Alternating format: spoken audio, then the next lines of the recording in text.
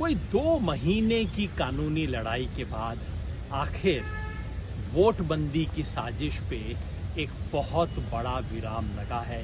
एक ऐतिहासिक आदेश आज मिला है सुप्रीम कोर्ट में, जहां सुप्रीम कोर्ट ने स्पष्ट शब्दों में अब कह दिया है कि आधार को आपको जैसे 11 दस्तावेज थे उसी तरह से 12वें दस्तावेज के रूप में स्वीकार करना पड़ेगा। ये जो SIR नामक षड्यंत्र है वोटबंदी का, लाखों करोड़ों लोगों को वोटर लिस्ट से बाहर रखने का, इस षड्यंत्र के पीछे खेल ये था कि आप 11 में से कोई एक डॉक्यूमेंट दो। 11 में 2 तो ऐसे थे जो अच्छे डॉक्यूमेंट हैं लेकिन किसी के पास तो है नहीं, पासपोर्ट और NRC। बाकी ये पीले दस्तावेज थे जो एविडेंशियरी वैल्यू तो है लेकिन बिहार में ज्यादातर लोगों के पास है नहीं। लेकिन दूसरे कुछ ऐसे डॉक्यूमेंट थे जो कि चुनाव आयोग खुद हमेशा स्वीकार करता रहा था, चाहे वो एपिक हो, आधार हो, पैन कार्ड हो, ड्राइविंग लाइसेंस हो।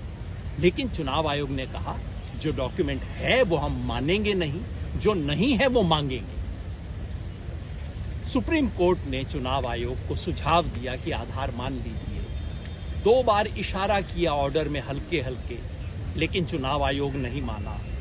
और जो लोग आधार स्वीकार कर रहे थे BLO, उनको शो कॉज नोटिस दिया चुनाव आयोग ने। आज जब ये सारी बातें सुप्रीम कोर्ट के संज्ञान में आई तो कोर्ट ने स्पष्ट रूप से आदेश दिया है कि अब इशारे से काम नहीं चलेगा, आधार को 12वें दस्तावेज के रूप में स्वीकार करना होगा, इसको पब्लिक के सामने ले जाना होगा।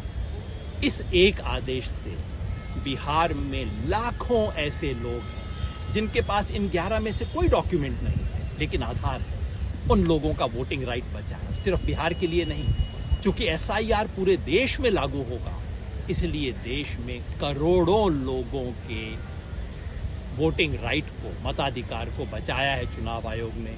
इस देश के संविधान की रक्षा करने की अंतिम जिम्मेवारी इस बिल्डिंग की है और आज सुप्रीम कोर्ट ने अपनी उस जिम्मेवारी का मान किया।